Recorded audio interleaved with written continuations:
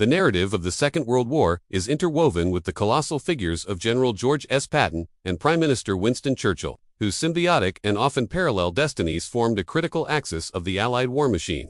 Their partnership, a complex alloy of unbridled aggression and masterful statecraft, was foundational to dismantling the Axis powers. To expand upon their story is to delve deeper into the psychological motivations, strategic interdependencies, personal tribulations, and the profound philosophical contrasts that defined their approach to war and peace. This examination moves beyond the battlefield and the podium to explore the private insecurities that fueled public personas, the strategic clashes that shaped the war's trajectory, and the poignant aftermaths that sealed their historical legacies. Their confluence was not one of frequent direct collaboration, but rather of complementary energies. Churchill crafted the stage, the narrative, and the grand design of the Allied coalition, while Patton, with theatrical ferocity, played the lead role in its most decisive military dramas, each amplifying the other's impact on the final act of victory. The formative crucibles of Patton and Churchill reveal not just the making of soldiers and statesmen, but the forging of self-conscious historical actors who saw themselves as protagonists in a grand historical drama.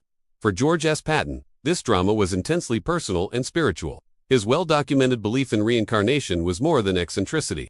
It was the bedrock of his warrior ethos. He perceived his life as the latest chapter in an eternal soldier's saga, having fought at Marathon, with the Roman legions, and alongside Napoleon. This mystical self-conception directly fueled his fearlessness and explained his obsession with glory and destiny. His struggle with dyslexia created a profound intellectual insecurity, leading him to overcompensate by memorizing entire military texts and cultivating an image of gruff, decisive action. His tenure as Master of the Sword at Fort Myer and his deep study of cavalry history from the Civil War to the writings of Ardent Dupik honed a philosophy of combat centered on speed, shock, and the moral disintegration of the anemia philosophy he would later apply to armored columns. The interwar years were a torment of stagnation for him. While he wrote pioneering papers on armored warfare, he was often sidelined by a budget-conscious and tradition-bound army. His meticulous study of Rommel's infantry attacks and his own experiences in the 1918 St. Mihiel offensive convinced him that the next war would be won by mechanized audacity, a belief that bordered on religious fervor by the time Pearl Harbor was attacked. Winston Churchill's apprenticeship was a secular quest for historical immortality,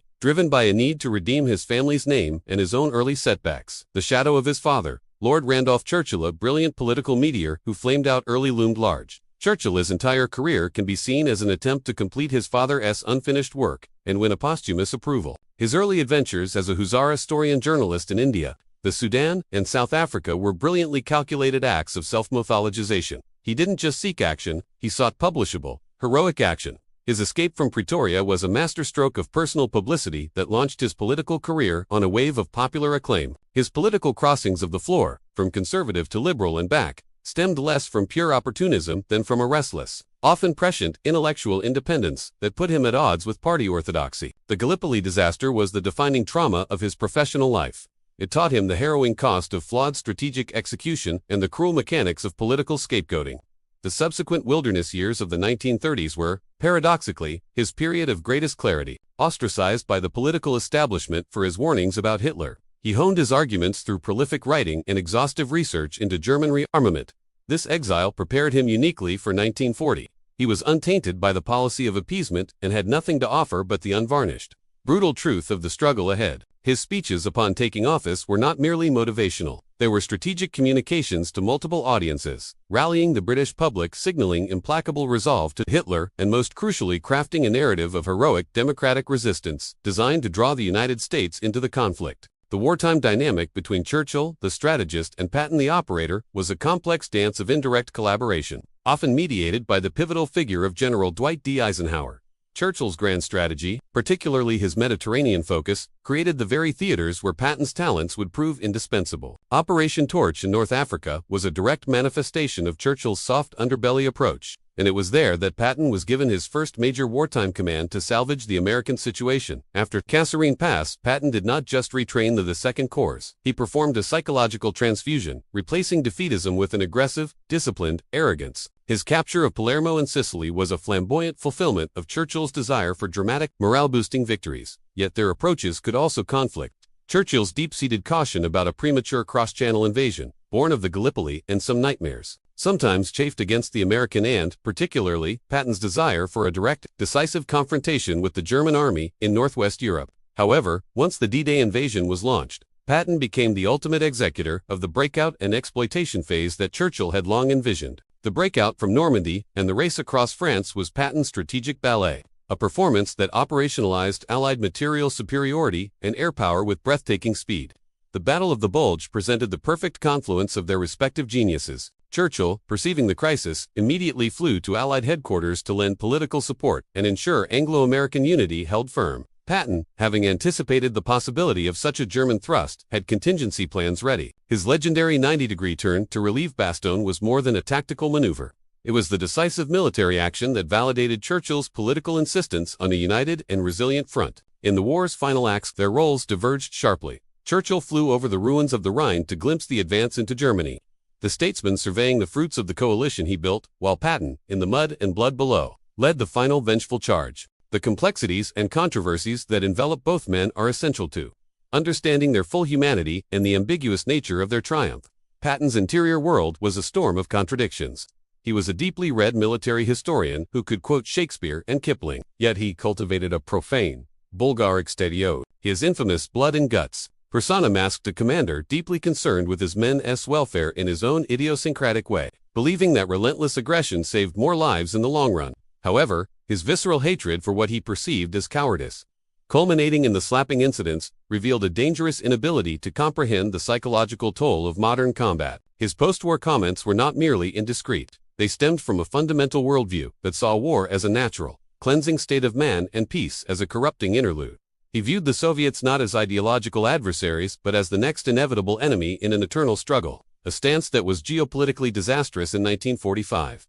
For Churchill, the moral landscape was equally rugged. His authorization of area bombing, including the firestorm of Dresden, was rooted in a total war logic to break German industrial and civilian morale. While he later expressed queasiness, he never repudiated the strategy, seeing it as a terrible necessity. His focus on the Mediterranean was inextricably linked to preserving British imperial power and influence, a goal increasingly at odds with Roosevelt's anti-colonial vision and the war's stated democratic principles. The tragedy of the Bengal famine remains a profound moral indictment where Churchill's single-minded focus on European stockpiles and a sometimes callous racial attitude exacerbated a Malthusian catastrophe, revealing the limits of his empathy and the brutal calculus of global war. The legacies of Patton and Churchill extend far beyond their lifetimes, cementing their status as archetypes. Patton's ghost haunts modern military doctrine. The U.S. Army's airland battle concept of the 1980s, with its emphasis on deep strikes, agility, and initiative, was pure Patton philosophy adapted for a NATO-Warsaw Pact confrontation.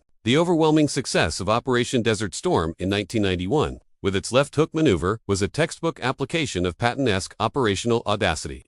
Culturally, the 1970 film Patton, with George C. Scott's iconic performance, froze him in the popular imagination as the personification of the American warrior, brutal, and tragically out of place in a political world. Churchill's legacy is even more monumental. As a writer, his sixth volume, The Second World War, is a masterpiece of history, written by a principal actor, a work that powerfully shaped the Allied narrative of a good war for generations. As a symbol, he transcended politics. His image and words never give in became global shorthand for democratic resilience. His 1946 Iron Curtain speech at Fulton was an act of extraordinary strategic prescience, publicly defining the Cold War containment policy years before it was officially adopted.